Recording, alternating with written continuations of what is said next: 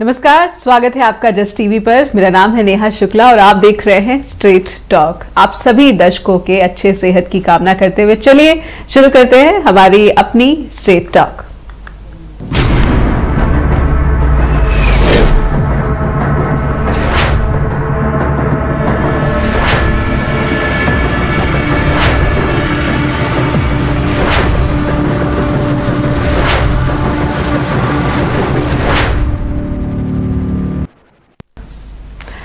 Himachal Pradesh high court ने एक सफाई कर्मचारी को 2 लाख रुपए मुआवजा देने के निर्देश दिए हैं। असल में मामला कुछ ऐसा है कि इस सफाई कर्मी को एक सरकारी कॉलेज में निर्माणाधीन शौचालयों में जमा पेशाब फेंकने का काम सौंपा गया। ये काम सफाई कर्मी से अधिकारियों ने जबरन कराया। मामले में सुनवाई करते हुए हिमाचल प्रदेश हाईकोर्ट के जस्टिस सत्येन वैद ने दोषी अधिकारियों के खिलाफ कार्रवाई करने का भी आदेश सुनाया है। लेकिन हम आपको इस घटना की पहले पूरी जानकारी देना जरूर चाहेंगे, उसके बाद ही इस मामले से जुड़े जो सवाल है वो भी आपके सामने हम रखेंगे। तो चलिए आपको बताते हैं कि हिमाचल में किस जगह की ये घटना है। हिमाचल प्रदेश के चंबा जिले में स्थित सरकारी पॉलिटेक्निक कॉलेज में पार्ट टाइम स्वीपर के रूप में याचिकाकर्ता काम करता था। याचिका में सफाई कर्मी ने ये अपील की कि 5 दिसंबर 2017 से 5 जनवरी 2018 के बीच कॉलेज भवन के 4थे फ्लोर पर परीक्षा का आयोजन किया गया था और चूंकि ये एक नई बिल्डिंग थी, इसका निर्माण अभी पूरा नहीं हुआ था, इसीलिए 4थी मंजिल पर जो टॉयलेट थी, जो शौचालय था, उसमें कोई उसकी सुविधा ही उपलब्ध नहीं थी और इसीलिए जो सरकारी कॉलेज के वहां पे अधिकारी थे उन्होंने सफाई कर्मी को परीक्षा केंद्र के बाहर एक कंटेनर की व्यवस्था करने का निर्देश दे दिया ताकि जो स्टूडेंट है उसका इस्तेमाल पेशाब करने के लिए कर सके। आप जरा गौर से सुनिए कि एक कंटेनर की व्यवस्था करने को कहा गया अधिकारियों की तरफ से सफाई कर्मी को, ताकि जो परीक्षा देने आए हैं स्टूडेंट वो पेशाब करने के लिए इस कंटेनर का इस्तेमाल कर सके। अपनी याचिका में शिकायतकर्ता ने कहा है कि वो पेशाब से भरे ड्रम को 4थी मंजिल से नीचे ले जाकर पहली मंजिल पर खाली करने पर मजबूर किया गया। अधिकारियों ने उसे 1 महीने तक ऐसा करने के लिए मजबूर किया। सिर्फ 1-2 दिन की घटना नहीं है, बल्कि पूरे 1 महीने तक इस सफाई कर्मी से अधिकारियों ने ऐसा करने के लिए कहा। सफाई कर्मी ने यह मामला उठाया तहसीलदार के पास, लेकिन तहसीलदार ने क्या किया, उसने जो आरोपी थे उनको ही क्लीन चिट दे दी। इसके बाद जो सफाई कर्मी है वो पहुंच गया हाईकोर्ट। आर्टिकल 14, 17 और 21 के तहत मौलिक अधिकारों के उल्लंघन का आरोप लगाते हुए हाईकोर्ट में उसने अपील दायर की। हाईकोर्ट के जो जज है उन्होंने सुनवाई के दौरान ये कहा कि ये तो निराशाजनक था कि पेशाब को काम चलाओ कंटेनर में एकत्रित करवाया गया और याचिकाकर्ता को इसे निस्तारित करने के लिए भी कहा गया। ये 2013 अधिनियम की धारा 5 का स्पष्ट उल्लंघन है। हाईकोर्ट के जज ने कहा है कि याचिकाकर्ता क्योंकि वंचित वर्ग से आया था इसलिए किसी ने उसकी बात नहीं सुनी। अदालत ने तहसीलदार की जांच को तमाशा भी बताया है। कोर्ट ने कहा है कि अधिकारियों ने न केवल याचिकाकर्ता के मौलिक अधिकारों का उल्लंघन किया, बल्कि prohibition of employment as manual scavenger and their rehabilitation act 2013 के तहत उन्हें उपलब्ध कानूनी अधिकारों का भी उल्लंघन हुआ है। हाईकोर्ट ने याचिकाकर्ता को 2 लाख मुआवजे का आदेश दिया है और दोषी अधिकारियों के खिलाफ कार्रवाई शुरू करने के निर्देश राज्य सरकार और यूनियन ऑफ इंडिया को 2013 अधिनियम में निहित प्रावधानों को पूरी तरह से लागू करने का निर्देश भी दिया है। तो ये पूरा वाकया जो कि हिमाचल प्रदेश के चंबा जिले से सामने आया है, ये एक बेहद शर्मनाक घटना कही जा सकती है कि आज के दौर में भी क्या जो सफाई कर्मी है उसको मौलिक अधिकार से भी वंचित रखा जाता है। आखिर ये किस तरह के समाज की जो झलक है वो हमें देखने को मिली है कि आज भी भारत में पेशाब ढोने के लिए कहा जाता है सफाई कर्मचारी को और उसे निस्तारित करने के लिए भी कहा जाता है और अधिकारियों ने ये 1 महीने तक करवाया। हाईकोर्ट में पहुंचा शिकायतकर्ता, तब जाके उसे न्याय मिली है। जो कोर्ट के जज थे उन्होंने कहा कि अधिकारियों के खिलाफ भी जो है कार्रवाई जरूर होनी चाहिए, ना सिर्फ सफाई कर्मी को मुआवजा मिलना चाहिए। इस पूरे मामले पर हमारे साथ जुड़ रहे हैं शिमला से वरिष्ठ पत्रकार है अधीर रोहल जी। अधीर जी, बहुत बहुत स्वागत है आपका स्ट्रेट टॉक में। और जी ये पूरा वाकया जब मैंने ये खबर पढ़ी तो मुझे ऐसा प्रतीत हुआ, महसूस हुआ कि कौन से भारत में हम हैं, 2023 में प्रवेश कर चुके हैं, लेकिन मुझे लगता है कि मेरे पूर्वज जो दादा परदादा उनके जमाने में जो समाज की समस्याएं थी, वो समस्याएं अभी भी विकृत समस्याएं, विकृत मानसिकता अभी भी बनी हुई है। अधीर जी। जी जी, नमस्कार जी।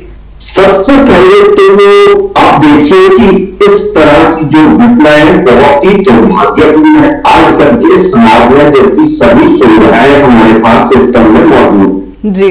दूसरी बात ये कि ये सवाल एक घटना है, एक साथ कई सवाल खड़े कर रही है। ये घटना अगर किसी निजी तौर पर हुई होती, किसी व्यक्ति के घर पर हुई होती, तो हमें से अलग तरीके से दिखते। आज ये घटना तब भी बहुत ही निंदनीय थी जी। लेकिन जिस जगह भी ये घटना हुई, हम देख सकते हैं कि हमारा सिस्टम किस हद तक आंखें बंद किए हुए हैं। और इसमें एक सवाल सिर्फ उन व्यक्ति जिनके साथ ये पेशाब फैलाया गया और उनके मौलिक अधिकारों का हनन हुआ, सवाल वहीं तक नहीं जाता। ये सवाल उससे भी कहीं आगे तक जाता है कि हमारा सिस्टम किस तरह अंधे होकर काम कर रहा है। आप सोचिए कि परीक्षाएं हो रही है, उस विधि में परीक्षाएं करवा दी जाती है जो पूरी तरह तैयार नहीं हुई है। बिल्कुल। आज पूरे देश में जो व्यवस्था है कि कोई परीक्षा हिमाचल की हो तो हिमाचल जैसे राज्य के सेंटर पंजाब में और दिल्ली तक बनाए जा रहे हैं, तो बेरोजगार लोगों को इतनी घूसना पड़ रहा है। उसके साथ ही अब अगर जो विधि तैयार ही नहीं हुई है, उसमें टॉयलेट से नहीं है, उसकी चौथी मंजिल पर आप परीक्षाएं करवा रहे हैं बिना सोचे समझे, ठीक है। और फिर सिस्टम आपको ये कहता है कि टॉयलेट जाना लॉन्च रूम तक अलाउड नहीं है। अलाउड रूम अगर आपके पास टॉयलेट्स हैं वहां पर जी, तो सिक्योरिटी होनी चाहिए कि वहां एग्जाम देने स्टूडेंट्स आए हैं उनको वहां चेक किया जाता। बिल्कुल। चौथी मंजिल से इस तरह से आज के दौर में जो यूनियन है वो सिर पर रखकर किसी कैटेगरी दिखवाया जाता। ये दूसरी तरफ देखिए, पहले अगर उस बिल्डिंग में कोई हादसा हो जाता और पेपर देते हैं बच्चों के साथ, तो कौन से लिए आपका एक सवाल खड़े नहीं करती, सवाल खड़े करती है जो हम जर्नलिस्ट और सभी लोग की जिंदगी में देखते हैं कि हमारा सिस्टम किस तरह लगातार लैप्स कर गया। और जो ब्यूरोक्रेसी है, एग्जाम को कंडक्ट कराने वाली एजेंसीज है, वो किस तरह उसे पैसा लेकर बेरोजगारों के साथ एक तरफ इस्तेमाल कर रही है, और दूसरी तरफ जिस तरह इस व्यक्ति के साथ इसके घर में पिछले मजदूरों के काम करना पड़ा, मुझे आजीविका कमाने के लिए स्वरोजगार आ गया। क्या पंजाब को पार्ट टाइम नौकरी कर रहा है, तो पार्ट टाइम से वो करवाई जाती है जो आज बिल्कुल जिसे सुप्रीम कोर्ट सिंपल महिला ड्यूटी की प्रथा को खत्म कर चुका है। अब बात आती है उन लोगों की संवेदनशीलता के ऊपर, जो लोग ये काम फिर भी करवाया। तो ये सवाल इस तरह से कई चीजें खड़ी कर रहा है कि हमारे कई सवाल है कि आज भी समाज में हम पूरी तरह से एक तो अपनी मानसिकता छोड़ने को तैयार हुई, दूसरा सिस्टम हमारे सामने ऐसी परिस्थितियां खड़ी कर देता है कि किसी व्यक्ति के साथ जहां कर अन्याय जो हो जाता है, इस व्यक्ति के साथ जो अन्याय हुआ उसके लिए सेंटर पे काम करने वाले अधिकारी भी, उस परीक्षा को कंडक्ट करवाने वाले अधिकारी भी उतने ही दोषी हैं जो हाईकोर्ट की जस्टिस सत्यव्रत के फैसले से शायद बच जाएंगे, लेकिन सजा उन्हें के एग्जामिनेशन सेंटर जो रहता जहां पर ना टिकट्स थे ना बाकी सुविधाएं। जी अधीर जी, माफ कीजिएगा, जैसा कि आपकी बात से ही मुझे प्रतीत होता है कि जब बिल्डिंग में पूरी सुविधाएं नहीं थी और टॉयलेट की जो सुविधा है वो तो बिल्कुल मूलभूत सुविधाओं में आती है, ऐसे में अगर ब्यूरोक्रेसी वहां पर परीक्षा का आयोजन करा देती है तो ब्यूरोक्रेसी के कामकाज के तरीके पर भी सबसे बड़ा प्रश्न चिन्ह उठता है। इसे भी मैं समझना चाहूंगी कि हिमाचल प्रदेश में आखिर ब्यूरोक्रेसी जो है किस तरह से काम करवाती है, उनकी मानसिकता क्या इस घटना से जो है उजागर, उसका खुलासा नहीं हो गया है, समझेंगे। लेकिन एक छोटे से ब्रेक का इशारा हो रहा है और अपने दर्शकों से अपील करते हैं कि आपका इस पूरे वाकये पर कुछ कहना है या फिर कोई बात आप यहाँ पर रखना चाहते हैं स्ट्रेट टॉक के मंच पर, तो कृपया हमसे जुड़िए। फोन स्क्रीन आपके टीवी स्क्रीन पर लगातार फोन नंबर फ्लैश हो रहे हैं, आपके कॉल का हमें इंतजार रहता है। एक ब्रेक के बाद मिलते हैं आपसे। तो हिमाचल प्रदेश के चंबा में एक ऐसी शर्मनाक घटना सामने आई है जिस पर हम समझने की कोशिश कर रहे हैं कि आखिर भारतीय समाज में ऐसी विकृत मानसिकताएं अभी भी बरकरार क्यों है, और जिसके नमूने कई बार सामने आते ही रहते हैं। हमारे साथ वरिष्ठ पत्रकार जुड़े हुए हैं शिमला से, अधीर रोहाल जी, उनसे बातचीत आगे बढ़ाते हैं। ये जो पूरा मामला है अधीर जी, ये 2017 दिसंबर और जनवरी 2018 के बीच का है। ये वाकया तब हुआ था, तहसीलदार के पास ये सफाई कर्मी गया था, लेकिन तहसीलदार ने अधिकारी को क्लीन चिट दे दी। तो अगर मैं भारतीय ब्यूरोक्रेसी या फिर खासतौर पर हिमाचल प्रदेश के नौकरशाही की कार्यशैली को समझने की कोशिश करूं, तो कहीं ना कहीं ये समझ में आता है कि अधिकारी जो काम लेते हैं अपने कर्मचारियों से या फिर विभिन्न श्रेणी के कर्मचारियों से, कहीं ना कहीं मानसिकता एक सुपीरियरिटी इंफीरियरिटी यानी कि श्रेष्ठता और निम्नता, इस मानसिकता से ब्यूरोक्रेसी ओतप्रोत नजर आता है। अधीर जी।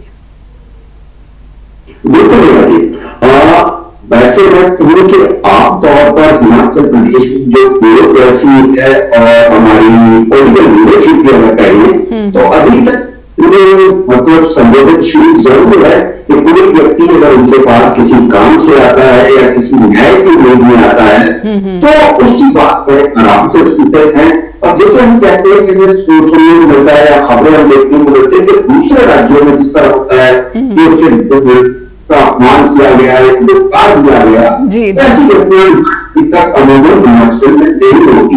लेकिन इस पर्टिकुलर केस में जिस तहसीलदार की बात में करते मानने गए, मैं ये दावे के साथ कह सकता हूँ कि आज भी गई तहसीलदार, नायब तहसीलदार, इनमें से ज्यादातर अधिकारी हमें नहीं कहेंगे ये, और इस तरह के जो लोग हैं और तहसील के दफ्तर में और नायब तहसीलदार के दफ्तरों में जो आम नागरिक जाता है उसके साथ बहुत ही बड़ा व्यवहार होता है। और सरकार और हमारी ब्यूरोक्रेसी को इस तरह जरूर देखना चाहिए कि जो एडमिनिस्ट्रेटिव मामलों तो सामान्य बात करते हैं, इस केस पे अलग से बात करते हैं, लेकिन जो तहसील में जो हमारे दफ्तर है और नायब तहसीलदारों के जो दफ्तर है वहां पर जो भी स्टाफ है वो स्टाफ से बहुत ही बुरे तरीके से बर्ताव करता है। इसके कोई अधिकोक्ति नहीं है।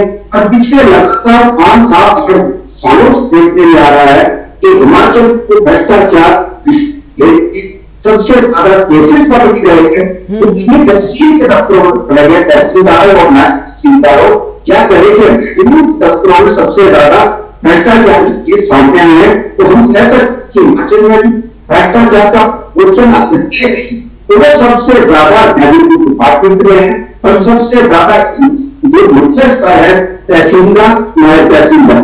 तो मैं भ्रष्टाचार की बात कर रहा हूँ, सिस्टम की बात कर रहा हूँ।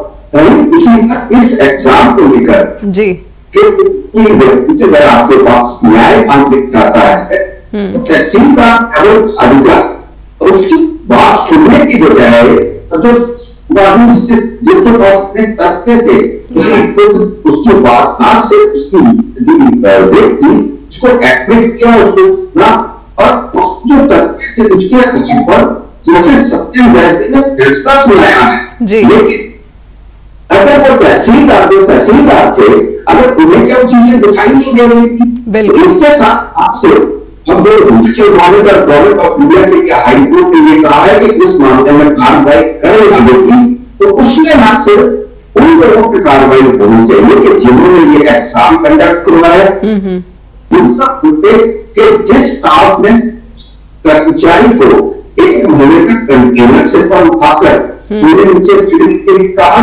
और तीसरा सबसे बड़ा दोषी अगर कोई है तो जो तहसीलदार है। देखिए अन्याय हो रहा है, तो न्याय की महात्मा गांधी ने कहा क्या हमारे जितने भी फिलोसफर और जितने भी हमारी जस्टिस के सारी चीज कोर्स है हमारे सामने, उसमें सबसे बड़ी जगह पे न्याय देने वाला होता है। तो इस मामले में सबसे बड़ा दोषी अगर कोई है तो वो तहसीलदार है, भले ही रिटायर हो चुका हो, तो उसके खिलाफ कड़ी कार्रवाई होनी चाहिए। और अब जो जुर्माने की राशि है तहसीलदार से वसूली जानी चाहिए, ताकि भविष्य में अगर कोई आम आदमी छोटा काम करने वाला व्यक्ति, काम की छोटा बड़ा नहीं होता, लेकिन इंसान का रोजगार उसके काम करने को मजबूर करता है, तो अगर कोई न्याय मांग रहे किसी के पास जाता है तो कोई हंस ना कर सके कि किसी भी व्यक्ति के सिर्फ उसके काम को देखकर उसके बात ना सुन, इसलिए उसके खिलाफ कड़ी से कड़ी कार्रवाई तहसीलदार के खिलाफ होनी जरूरी। जी अधीर जी, जस्टिस ने सत्येन वैद जी जो हैं उन्होंने ये भी एक बात कही अपने ऑर्डर में कि क्योंकि जो याचिका करता है वो वंचित वर्ग से था, इसीलिए किसी ने उसकी बात नहीं सुनी। तो कहीं ना कहीं हाईकोर्ट के जस्टिस को ये एहसास हुआ, आभास हुआ कि वंचित वर्ग से अगर आते हैं समाज में लोग तो उनकी बात नहीं सुनी जाती है, अधिकारी बात नहीं सुनते हैं, सरकार के कर्मचारी बात नहीं सुनते हैं। और इसकी लड़ाई, जो सफाई कर्मी की जो लड़ाई है, मैं इसकी हिम्मत की भी यहाँ पर तारीफ जरूर करना चाहूंगी, प्रशंसा करना चाहूंगी कि 18 से वो अपनी जो मौलिक अधिकार है उसकी लड़ाई लड़ता रहा और हाईकोर्ट में जाकर अब जाकर कह सकते हैं कि न्याय हुआ है। हालांकि 2 लाख रुपए की जो मुआवजा राशि है वो भी मुझे काफी नहीं लगती, इस तरह के जो विकृत मानसिकता का वो शिकार हुआ है। लेकिन क्या कहेंगे कि 2018 के बाद 2023 में जनवरी का ही महीना है, 3 साल गुजर गए और अब जाकर न्याय हुआ है, तो इंसाफ की आस एक चतुर्थ श्रेणी का जो कर्मचारी होता है जिसके सामने हर रोज की जो जून की रोटी की समस्या होती है, वो किस तरह से न्याय की मांग यहाँ पर या फिर न्याय को लेकर, अपनी लड़ाई को लेकर हिम्मत जो है वो बनाए रख सकता है। क्योंकि न्याय तो जो पास की अदालत है वहां तो मिलता ही नहीं है। तो ऐसे में मुझे लगता है कि ये उदाहरण इसीलिए हम इस पर चर्चा कर रहे हैं क्योंकि सफाई कर्मी की हिम्मत जो थी अपने मौलिक अधिकारों को लेकर वो शायद आमतौर पर ये देखने को नहीं मिलती है। बिल्कुल, देखिए मैंने जब ये हमारी बात ही शुरू की तो उसमें एक साथ कई सवाल हैं। ये सिर्फ एक घटना भर नहीं है कि हम कहें कि ये सिर्फ एक घटना भर है जी। इसके साथ कई बुनियादी सवाल ऐसे हैं जो हमारे सिस्टम की जिसे हम कहते हैं कि जो उसकी तोड़ फूलना है उसको उधेड़ कर रख दिया इस घटना है कि वह सिस्टम एक जगह पर ही नहीं कई जगह के साथ खोखला हो चुका है या घिस चुका है, या कहेंगे सिर्फ कुछ लोगों की वजह से। तो जो सिस्टम आगे बढ़ा है, जिस सिस्टम को जिंदा रखना था, उस सिस्टम को जिसके प्रति आम लोगों का भरोसा बना रहे, लेकिन इस घटना में उस सिस्टम के कई हिस्सों को एक लंबी जो चेन है उस पूरी चेन के टूटने की जंग है उसको सामने आकर रख दिया है।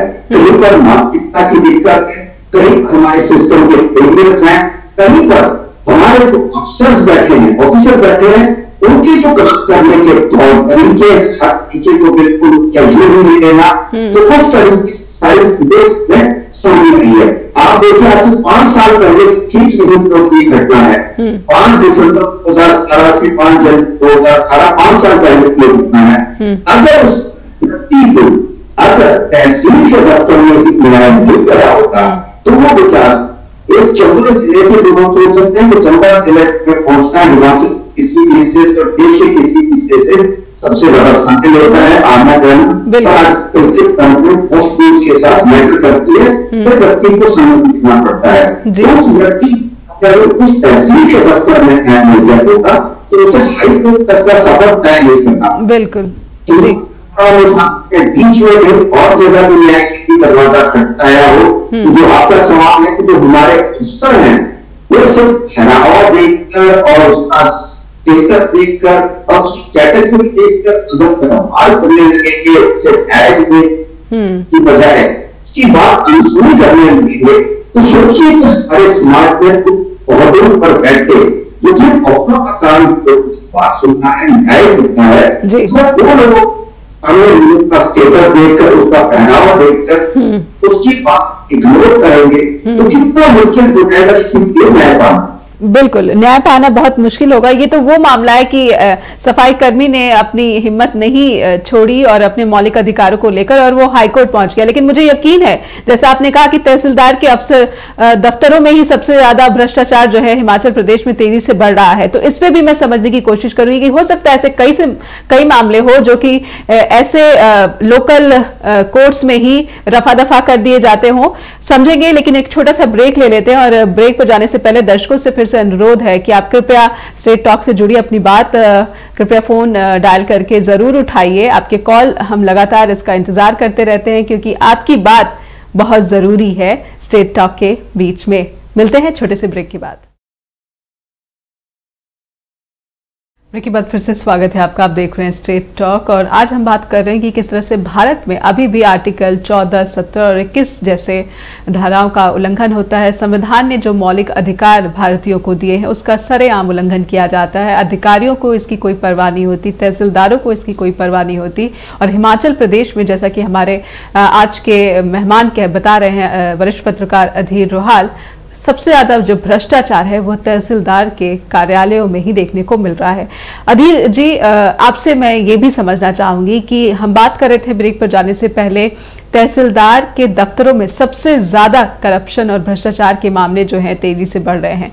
तो कहीं ना कहीं मुझे ये आभास होता है कि हिमाचल प्रदेश में ये घटना सामने आ गई, लेकिन ऐसी अनगिनत घटनाएं जरूर होंगी जिसका निपटारा फौरी तौर पर रिश्वत लेकर अधिकारियों की ओर से शायद तहसीलदारों के दफ्तरों में ही निपटा दिया जाता था, उनको रफा दफा कर दिया जाता होगा। अधीर जी, आप ये देखिए कि जो हमारा करप्शन का जो लेवल है वो सबसे पहले आम आदमी छोटे छोटे काम के लिए, अपने घर के लिए जो काम होते हैं, रेवेन्यू से लेकर इलेक्ट्रिसिटी से लेकर या बेसिक एक्टिविटीज से लेकर प्रॉब्लम फैलती है, हमें बहुत छोटे स्तर के कर्मचारी के पास जाना होता है। लेकिन जिससे हमने आपको एक्सपीरियंस किया है, ये एक सिटीजन और उसके साथ एक जर्नलिस्ट के तौर पर तो हमारे सामने चीजें आती हैं, तो आम आदमी दफ्तर में भी किस तरह से परेशान किया जाता है और वो हमारे सामने कई बार सुनी है क्या सिटीजन जो कंप्लेंट कि वो कर्मचारी देर से पैसा मांग रहा है, तो वो चीजें सामने घटनाएं सामने आती रही है। हिमाचल में भी पिछले कुछ समय से है, मैं ये कह रहा हूँ ये रेवेन्यू के दफ्तरों का मेरा निजी तौर पर एक्सपीरियंस है। आप विश्वास करेंगे, बहुत छोटा सा काम था, जर्नलिस्ट मैं उस काम में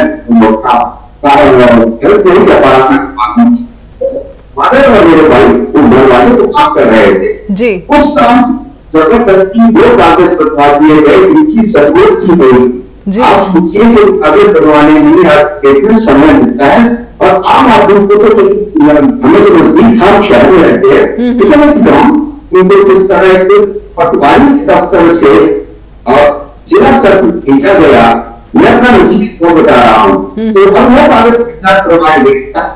इसका मतलब ये है तुम्हारे व्यक्तिगत और बैठे अफसर है, कर्मचारी जो तुम्हारे साथ जो कर्मचारी है वो लोग मुझे यही पता है अपनी जॉब्स के काम करनी है और उसके बाद आता है करप्शन का हिस्सा जी। और जो तथ्यों के आधार पर रहे वो किसी तो हाईकोर्ट ने साहब के कामकाज पर टिप्पणी की है और उसके अलावा जो केसेस आए हैं ऑन रिकॉर्ड आए हैं, सीआईडी ने जो रेट्स की है, जो जिस तरह की भी रेट्स हुए हैं, रेवेन्यू डिपार्टमेंट में सबसे ज्यादा भ्रष्टाचार के केसेस सामने आते हैं जी। उससे कारण सब लगातार हमारे पास खबरें आती है जो हम खबरें रिपोर्ट करते हैं, उसमें रेवेन्यू के सबसे ज्यादा केसेस होंगे, सबसे ज्यादा होंगे पटवारी से तहसील तक के दफ्तरों की चेन है, इनके बीच सारा करप्शन चलती है।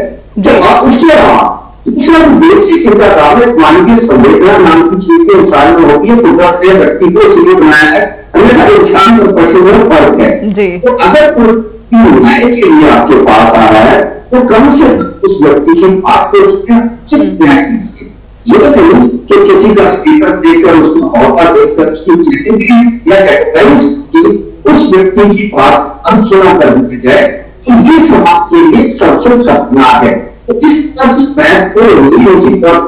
मैं आगे करना चाहूंगा, जबकि अदालतों के पास इस तरह का केस है तो इस तरह की केसेस में जो पूरी चेन है जो कोलैप्स करती है जी, जिससे आदमी पिसता है, तो पूरी चेन में जो आम आदमी के मौलिक अधिकारों का उल्लंघन करते हैं, लोकतांत्रिक अधिकारों का उल्लंघन करते हैं और मानवीय संवेदनाओं की अनदेखी करते हैं, तो वो जो अफसर की ब्यूरोक्रेसी है, पूरी चेन है, उस पूरी चेन को कहीं ना कहीं दोषी मानते हुए पुलिस सभी के खिलाफ भी किसी तरह की कड़ी कानूनी कार्रवाई होनी चाहिए, ताकि समाज को आम आदमी से लेकर एक उपेक्षित और वंचित वर्ग है उसे इस तरह न्याय के लिए कहीं लंबे प्रोसेस से न गुजरना पड़े।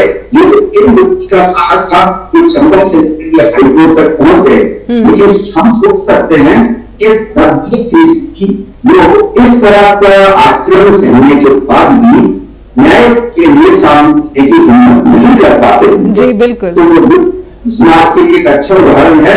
हमने उनके साथ बहुत गलत किया, लेकिन उन्होंने फिर भी न्याय की आस नहीं छोड़ी, 5 साल तक अपनी लड़ाई लड़ी, उसके लिए भाई के हकदार है। समाज को इससे सीख लेनी चाहिए कि कहीं ना कहीं न्याय अभी जरूर बचा है। लेकिन अधीर जी, क्योंकि जस्टिस का जो रोल है, मुझे लगता है कि ये भी बहुत इंपॉर्टेंट हो जाता है। जस्टिस सत्येंद्र वैद जो हैं, उन्होंने जिस तरह से ये समझा कि वंचित वर्ग से आया हुआ कर्मचारी था, इसीलिए उसके साथ ये बढ़ता हुआ, किसी ने उसकी शिकायत नहीं सुनी, तहसीलदार के दफ्तर में भी नहीं सुनी गई। लेकिन मुझे छावला रेप और मर्डर केस जो दिल्ली में हुआ और सुप्रीम कोर्ट की जो जज है, उन्होंने आनन फानन में विद इन फ्यू सेकेंड्स ये कह दिया कि साक्ष्य नहीं है और गड़बड़ियां बहुत हैं, इसलिए आरोपियों को, जो दोषी थे, उनको छोड़ दिया गया। लेकिन वहां पर जो दोषी उस फैसले में सामने दिख रहे थे, पुलिस के अफसर, अधिकारी, कर्मचारी, उनके खिलाफ किसी भी तरह की कार्रवाई के आदेश सुप्रीम कोर्ट की जज ने नहीं दिया। तो ये सवाल वहां पर सुप्रीम कोर्ट में भी जो जज हैं, उनकी भूमिका पर भी उठते रहे हैं। तो मुझे लगता है कि जब हम सिस्टम की बात करते हैं, लोकतंत्र की प्रणाली की बात करते हैं, तो जजों की भूमिका जो है वो भी महत्वपूर्ण हो जाती है। और जब सुप्रीम कोर्ट की जज की तरफ से इस तरह के फैसले आते हैं, तो ये झकझोरते हैं और कहते हैं कि हमारे समाज में, क्योंकि जज भी तो हमारे समाज से निकलकर वहां पर पहुंचे हैं, हमारे समाज में विभिन्न तरह के जो लोग हैं वो अभी भी मौजूद हैं।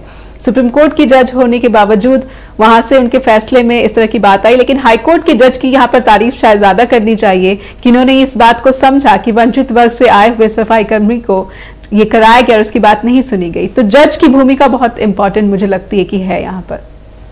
अधीर जी। बिल्कुल, मैं खुद का एक अनुभव बताता हूँ कि मैंने मेरे पास एक व्यक्ति आए, आज से 19 वर्ष पहले की बात है, और वो सामने सी अपनी शिकायत लेकर आए।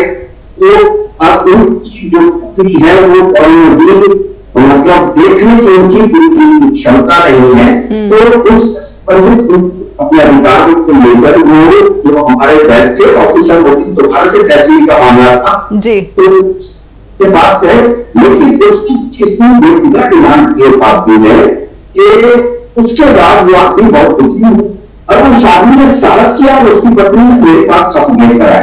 तो मैंने कुछ खबर दी थी और उसके बाद आप विश्वास नहीं करेंगे, मुझे नहीं पता था 3 महीने बाद शाम को जो हमारे पास लीगल खबरें आती है, तो हिमाचल प्रदेश के चीफ जस्टिस ठीक ठक्कर हुई आज तक है, तो उन्होंने उस खबर को शो कर दिया।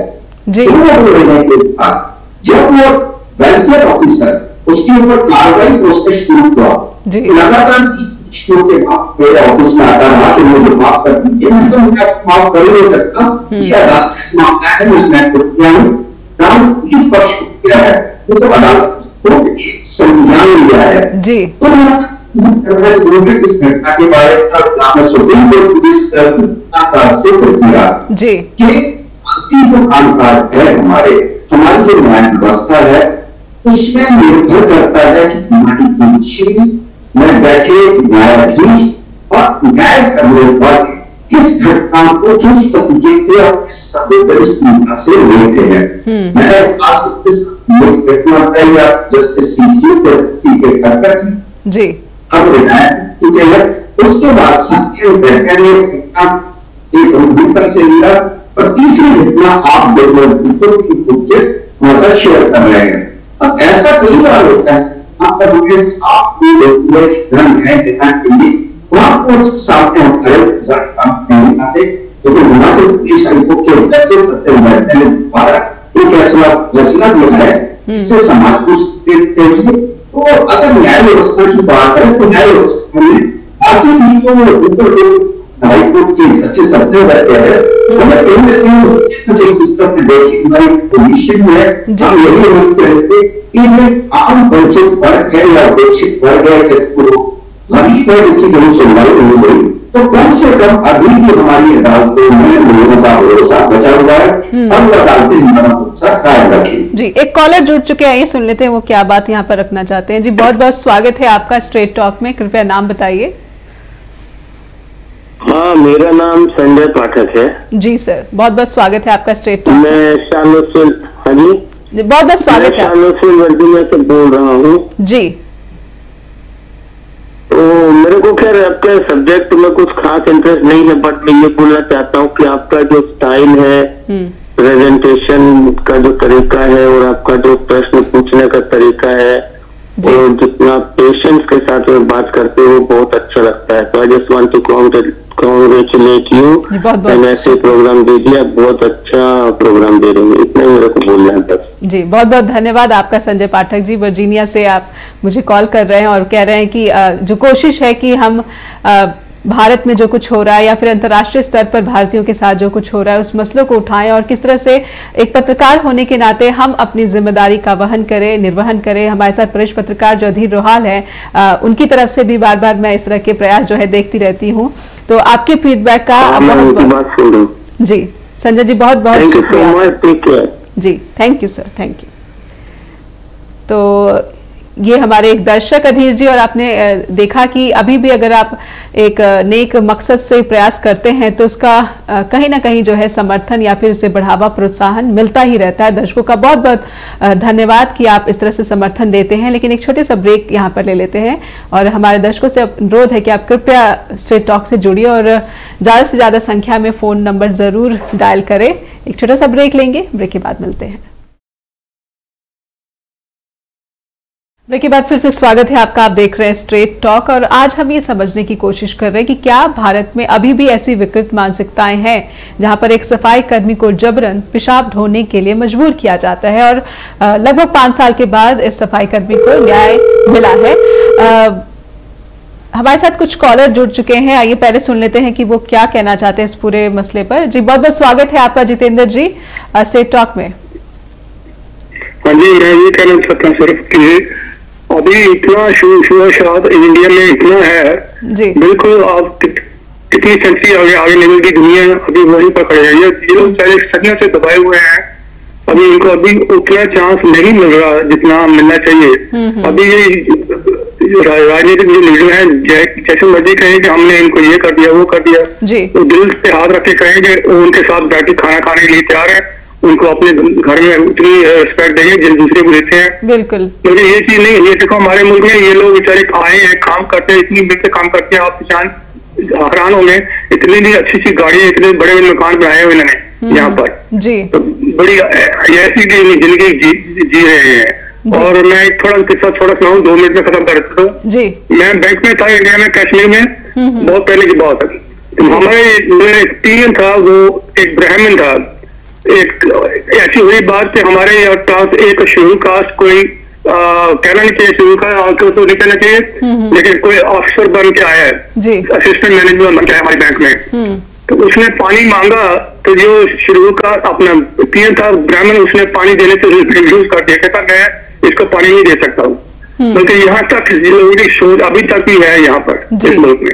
तो ये चीज खत्म होनी चाहिए। बिल्कुल मैं कहता हूँ फ्री इंडिया है, हर चीज फ्री होनी चाहिए। थैंक यू जी, बहुत बहुत धन्यवाद आपका जितेंद्र जी। तो ये हमारे एक दर्शक नियमित तौर पर स्ट्रेट टॉक से जुड़े रहते हैं। उनका ये कहना कि अभी भी भारत में इस तरह की जब घटना सामने आती है तो सोचने पर मजबूर होना पड़ता है कि आखिर हम कितना आगे बढ़ पाए, कितना विकसित हो पाए हैं। अधीर रोहल जी बने हुए हमारे साथ, उनसे भी मैं समझना चाहूंगी। अधीर जी, भारत जब हम समानता की बात करते हैं तो अब असमानताएं तो पहले से बढ़ गई हैं। ये तो एक वाकया है जो कि सामने आ गया। इन साहसी सफाई कर्मी ने न्याय की गुहार हाईकोर्ट तक लगाई और उन्हें न्याय मिल गया। लेकिन हम देखें कि असमानताएं तो पहले से बढ़ गई हैं। एक पेशाब का ही जो मामला था, वो एयर इंडिया की फ्लाइट में एक जो आरोपी है शंकर मिश्रा, उन्होंने महिला पर किया तो उन्हें सिर्फ 30 दिन की पाबंदी का सामना करना पड़ा है। जबकि कुणाल कामरा का एक मुझे उदाहरण याद आता है कि अर्नब गोस्वामी से उनकी बहस हो गई, कहासुनी हो गई, तो उन्हें सभी एयरलाइंस ने 6 महीने के लिए फ्लाइट से प्रतिबंधित कर दिया, उनकी यात्रा पर रोक लगा दी। तो समानता असमानता पहले से ज्यादा गहरा चुकी है। किस सोच से हम आगे आ रहे हैं या किस बैकग्राउंड से आ रहे हैं, इसका अब फर्क ज्यादा नजर आता है। अधीर जी,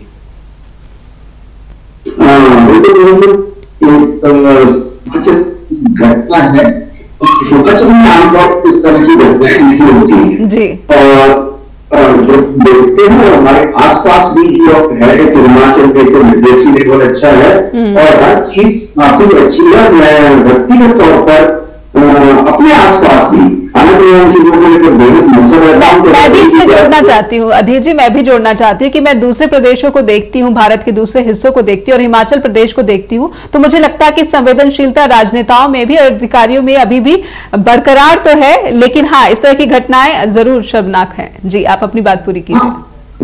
तो समाज में भी जो बड़ा सामाजिक ढांचा है, अब हिमाचल में जो जाति प्रथा है, छुआछूत है, इसको लेकर बहुत ही ज्यादा जो चीजें थी बैरियर टूट चुके हैं। अब वो चीजें यहाँ दिखाई देती एज कॉम्पेयर टू जो हमारे दूसरे राज्य है, जहाँ पर हम देखते हैं कि बच्चों को पानी पीने के बच्चों को पानी पीने से पत्नी की जगह उनके साथ जिस तरह का अत्याचार किया जा रहा है, तो वो ऐसी हिमाचल में कम से कम हम पिछले 3-4 दशकों से नहीं देख रहे हैं। लेकिन जो असमानता की आपने बात की, पिछड़ा वाला एपिसोड है, जिस समाज में असमानता है, वो असमानता अगर किसी के व्यक्ति को देखकर इस तरह से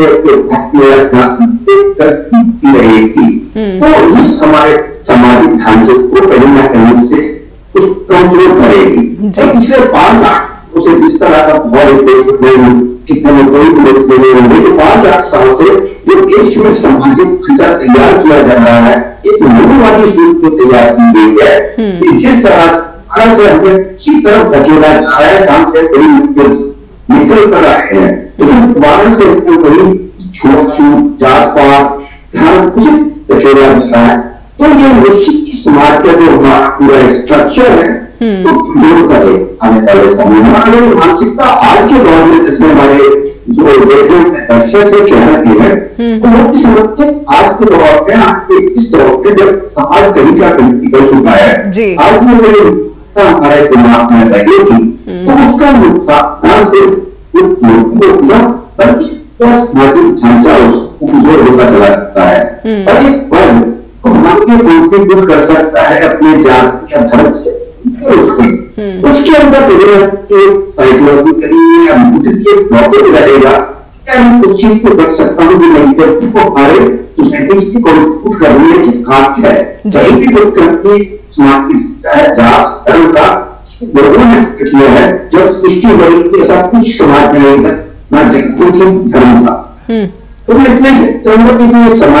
लेकिन अधीर जी, कहीं ना कहीं माफ कीजिएगा रोक रही हूँ, कहीं ना कहीं हम सभी जो हम पत्रकार भी हैं, हम भी अपनी भूमिका से हट रहे हैं। इस तरह की जो खबरें हैं इसे कितनी प्रमुखता से जो है प्रकाशित किया जा रहा है या फिर टेलीविजन पर प्रसारित किया जा रहा है। मैं देखती हूँ कि इस तरह की खबरें तो कहीं ओझल हो गई हैं और वो सब खबरें लाइमलाइट में बनी रहती हैं जो बिकाऊ, कथित तौर पर बिकाऊ कही जाती हैं, टीआरपी की रेस में बिकाऊ मानी जाती है। तो कहीं ना कहीं जो हमारा अपना खुद का तबका है जो समाज में एक महत्वपूर्ण योगदान देता है समाज को की सुधार में, समाज की सभ्यता को मेंटेन रखने में, हमारा अपना तबका भी जो है अपनी जिम्मेदारी से काफी हद तक हट चुका है।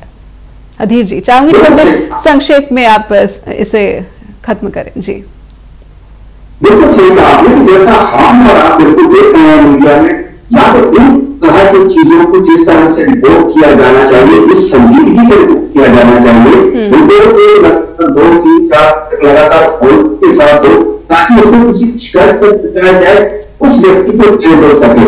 लेकिन आज होता क्या है, या तो एक दिन रिपोर्ट करके साइड छोटी सी खबर बनाकर दिया जाएगा या फिर उस से 20-30 मिनट का एक पैकेज बना दिया जाएगा। इस दोबारा से उस घटना को अन्याय के लिहाज से खड़ा किया जाएगा। तो ये समस्या तो बहुत ज्यादा आ चुकी है। और अगर मीडिया को ये स्पीड आई है कि समाज का हमारा पहले हमें सूचना देनी हो और उसके बाद कहीं ऐसी घटनाएं हो तो उन घटनाओं के बाद ना समाज में इसकी पुनरावृत्ति हो और उस व्यक्ति को भी न्याय मिल सके, यही मीडिया का काम होना चाहिए। बिल्कुल जी, लेकिन मीडिया का काम जो है अब शायद कुछ और प्रोपेगेंडा बनाने में और उसको उसकी जो है धारणा है उसको आगे बढ़ाने में ही ज्यादा दिखता है। बहुत बहुत धन्यवाद करना चाहूंगी अधीर जी, आपने इतने स्पष्टता से और विस्तार से हमारे दर्शकों को और हमें समझाने की ये कोशिश की कि हिमाचल प्रदेश में संवेदनशीलता तो मौजूद है, लेकिन अभी भी कुछ इलाके ऐसे हैं जहां पर समाज में जो निम्न वर्ग के लोग हैं या जो पिछड़े वर्ग से लोग आते हैं उनके साथ बर्ताव जो है अभी भी पुराने जमाने की तरह ही किया जाता है। और 1 महीने तक इस सफाई कर्मी से जिस तरह से पेशाब ढुआया गया, ये हमारे समाज के लिए यकीनन एक बड़ा धब्बा है, जिसे हम चाहेंगे कि हम इस तरह की खबरें सामने ना लाएं, लेकिन हमारी जिम्मेदारी है कि समाज बंटवारा इससे ना देखना पड़े और वो हम सभी को समान अधिकार मिले। मौलिक अधिकार हमें संविधान ने दिया है और इसके प्रति सबकी जागरूकता बरकरार रहे, यही हमारा मकसद। स्टेट टॉक में आज के लिए बस इतना ही। फिर होगी आपसे मुलाकात किसी खास मुद्दे के साथ और किसी खास मेहमान के साथ। आपका सहयोग और समर्थन यूं ही हमें देते रहिए। फीडबैक कृपया info@justbroadcast.com पर जरूर भेजें, क्योंकि आपके फीडबैक का हमें लगातार इंतजार रहता है। धन्यवाद।